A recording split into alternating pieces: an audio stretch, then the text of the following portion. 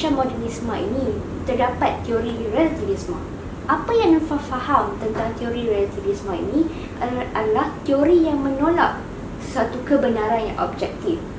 Jika teori relativisme ini diguna pakai kepada masyarakat hari ini, apakah impaknya kepada masyarakat? Boleh tak Prof terangkan kepada Nurfa? Baik, jadi soalan yang Nurfa kemukakan kepada saya tadi ialah apakah kesan salah satu ciri utama dalam fahaman pasca modernis, iaitu fahaman relativisme, apakah kesannya terhadap fahaman keagamaan dan asas kebudayaan yang berasaskan fahaman agama misalnya.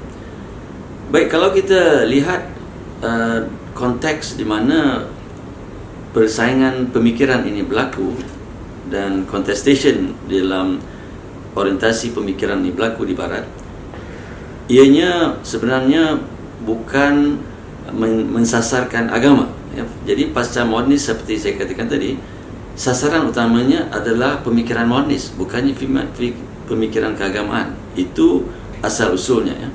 Dan kalau kita baca buku yang ditulis oleh Profesor Ernest Gellner dari London School of Economics pada suatu masa mengajar di situ, Gellner ada mengatakan bahawa sekarang ini terdapat 3 aliran pemikiran yang utama yang masing-masing bersaing untuk mendapatkan penyokong-penyokong mereka, ya. Apakah 3 aliran utama di dalam orientasi pemikiran masyarakat kontemporari? Ada 3, iaitu pertama, aliran apa yang disebut oleh Gellner sebagai Enlightenment Rationalism, dan ini saya samakan dengan fahaman modernis, ya. Kedua adalah fahaman yang menentang akan Enlightenment Rationalism ini, dan fahaman ini dikenal pasti sebagai pasca modernisme, postmodernisme.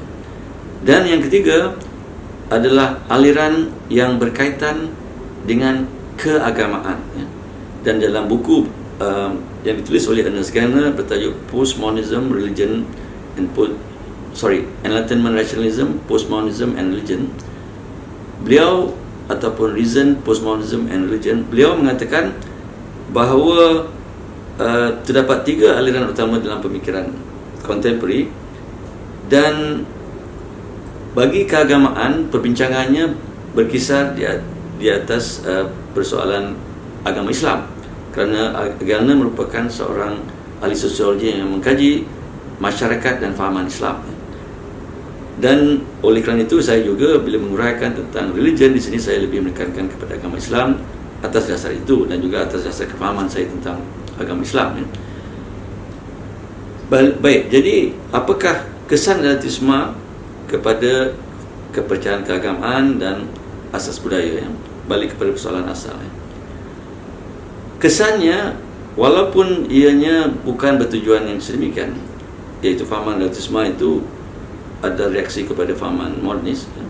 Kesannya ialah oleh kerana ia menafikan akan kewujudan absolute reality ataupun absolute truth ataupun hakikat yang mutlak ataupun kebenaran yang mutlak, maka ia merupakan satu cabaran kepada kepercayaan keagamaan, ya. Kerana agama itu bersifat dogmatik.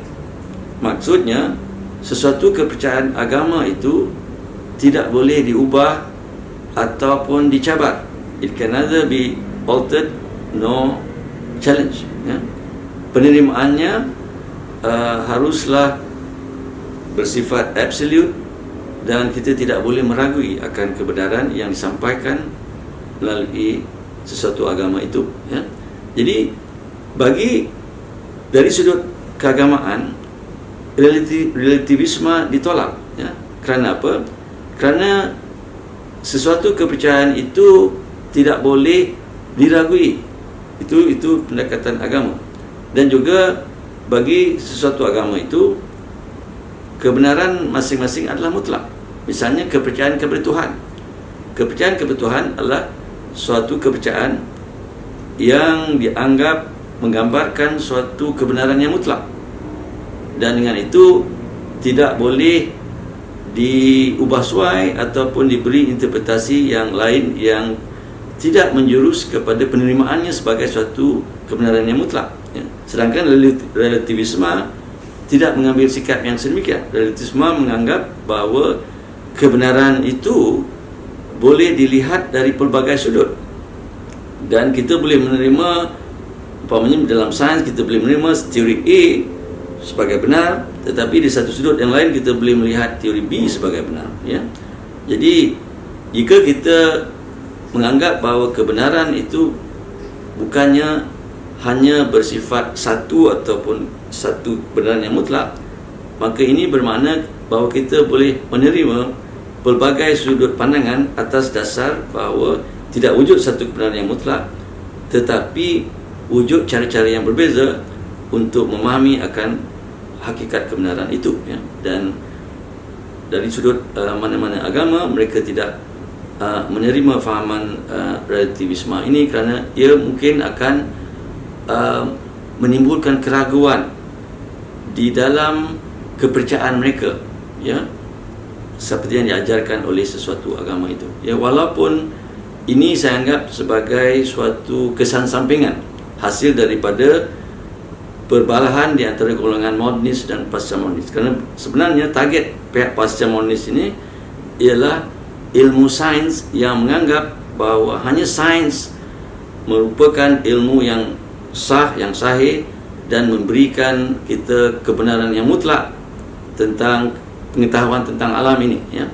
Jadi bagi pihak pasca modernis, konsep relativisme adalah satu cara untuk menafikan konsep absolute truth seperti yang didakwa oleh sains, yang hanya sains saja yang mampu memberi kita pengetahuan yang sebenarnya mengenai alam ini, dan sebenarnya inilah yang mahu dicabar oleh pihak pasca modernis, ya.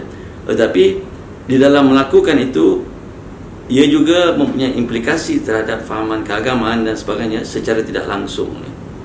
Sekiranya fahaman pasca modernisme ini diguna pakai melalui konsep relativisme, apakah cabaran kepada masyarakat pada masa ini dalam konteks keagamaan? Boleh tak Prof terangkan? Baik, jadi persoalannya di sini ialah jika kita menerima fahaman pasca modernisme, khususnya ciri yang dikaitkan dengan relativisme itu, maka apakah kesannya terhadap fahaman keagamaan dan asas kebudayaan yang wujud di dalam masyarakat kita di sini, ya. Baik, di sini yang pertama saya ingin mengatakan bahawa fahaman relativisme itu sendiri telah dikritik, ya, oleh ahli-ahli falsafah, ya. Dan kritikannya bagi saya mudah saja. Kritikannya begini, iaitu bahawa fahaman relativisme yang mengatakan bahawa tidak wujud satu kebenaran yang mutlak adalah sesuatu kenyataan yang merupakan kenyataan yang self-defeating ataupun undermine its own position. Kerana apa? Kerana ia menafikan kebenarannya sendiri, ya. Kerana jika kita mengatakan bahawa tidak ada kebenaran yang mutlak, maka adakah pandangan ini juga merupakan satu pandangan yang mana ianya bukan kebenaran yang mutlak, ya. Jadi kenyataan itu sebenarnya telah menafikan dirinya sendiri, ya. Bila kita katakan bahawa kenyataannya ialah tidak ada kebenaran yang mutlak, tapi adakah kenyataan yang sebegitu juga boleh dianggap sebagai tidak mutlak, tidak benar secara mutlak, ya. Jadi itu yang saya katakan self-undermining ataupun self-defeating, ya. To say that there is no absolute truth means that you are saying that even your statement about there being no absolute truth is not true because it's subjected to that same belief, ya. Jadi fahaman relativisme sebenarnya secara logik tidak mempunyai asas logik yang kuat, ya. Dan dengan itu kita boleh terbalikkan masalah itu pada golongan relativis yang mengemukakan cadangan itu, ya. Kerana cadangan itu tidak boleh dilihat sebagai satu yang bersifat konsisten secara logik, ya. Itu satu, iaitu ada kritikan terhadap fahaman relativisme, ya. Yang kedua, katalah kita menerima fahaman relativisme atas dasar-dasar lain, kerana dasar logik sudah menunjukkan bahawa tidak ada asas, ya. Kalau kita mahu menerimanya atas dasar lain, atas dasar apakah kita mahu menerimanya. Jadi situ kita harus jelas ya. Atas dasar bahawa mungkin ada unsur-unsur yang benar di dalam sesuatu pandangan itu yang membolehkan kita mengatakan bahawa setiap pandangan itu mungkin ada element of truth-nya. Tetapi bagi saya, jika itu yang kita maksudkan, maka kita tidak semestinya menerimanya atas dasar relativisme yang merupakan sesuatu yang lebih besar ataupun global dari segi skopnya ya, kerana ia melibatkan secara sweeping ya, pandangan sebegitu ya. Sebaliknya, apa yang kita boleh katakan bahawa setiap pandangan itu mungkin ada kebenarannya, tapi ini tidak semestinya membawa kepada fahaman relativisme ya. Jadi berbalik kita kepada fahaman agama ya, apa yang dikesani ataupun apakah kesan fahaman relativisme kepada kefahaman keagamaan dari segi penerimaan kepercayaan keagamaan ya. Jadi bagi agama Islam misalnya, ada beberapa kepercayaan yang diterima oleh orang-orang Islam dan kebenarannya tidak boleh disangsikan atau diragukan ya. Dan kebenaran itu dianggap sebagai kebenaran yang mutlak ya. Contohnya apa? Contohnya kepercayaan kepada Tuhan adalah satu kebenaran yang mutlak dan tidak boleh diragui ya. Sebaliknya, jika kita mempunyai fahaman relativis ya, kita mungkin menganggap bahawa fahaman yang mengatakan bahawa Tuhan itu wujud boleh diterima, tetapi pada masa yang sama kita boleh mengatakan bahawa fahaman bahawa Tuhan itu tidak wujud juga boleh diterima ya. Tapi sekali lagi kita berhadapan dengan masalah logik di sini ya, kerana dalam logik kita tidak boleh menerima kenyataan P dan bukan P itu sebagai kedua-duanya benar, kerana ia melibatkan pencanggahan ya. Jadi relativisme membawa kepada pencanggahan di situ yang saya anggap masalah logik yang serius ya. Dengan itu saya rasa kita masih boleh mempertahankan fahaman keagamaan. Kerana apa? Kerana cabaran yang kononnya datang dari relativisme itu sebenarnya bukan satu cabaran yang real, tetapi mempunyai masalah-masalah yang sendiri ya. Dan saya rasa begitu juga dengan pihak sains, ahli sains ya. Pihak ahli sains juga sebenarnya menolak relativisme, kerana jika ahli-ahli sains menjalankan kajian saintifik mereka dengan menerima fahaman relativisme, maka mereka tidak boleh berpegang kepada mana-mana satu teori. Mereka pada masa yang sama menerima teori A, teori B dan teori C, dan ini akan menimbulkan satu keadaan yang chaotic dalam sains kerana tidak ada konsensus mengenai teori mana yang harus digunakan pakai bagi kesemua ahli sains. Jadi walaupun di dalam bidang sains yang dianggap antitesis kepada agama bagi setengah-setengah pihak, mereka menolak fahaman relativisme kerana menerima fahaman tersebut bermaksud membawa implikasi bahawa kajian sains ini tidak dapat dilakukan dengan sebaik mungkin kerana terdapat pelbagai teori yang masing-masing mempunyai status yang sama, dan ahli-ahli sains boleh membuat pilihan tentang teori mana yang mahu mereka guna pakai ya. Tetapi keadaan di dalam sains tidak begitu. Di dalam kajian sains, di kalangan ahli-ahli sains atau apa ni dikatakan oleh Coase sebagai scientific community, mereka hanya menerima satu saja paradigma saintifik. Umpamanya dalam bidang fizik, mereka terima teori Einstein dan tidak lagi menerima teori-teori lain seperti teori Newton dan sebagainya. Dan mereka tidak boleh mengatakan, oh teori Einstein benar, tapi dilihat dari sudut lain teori Newton juga benar.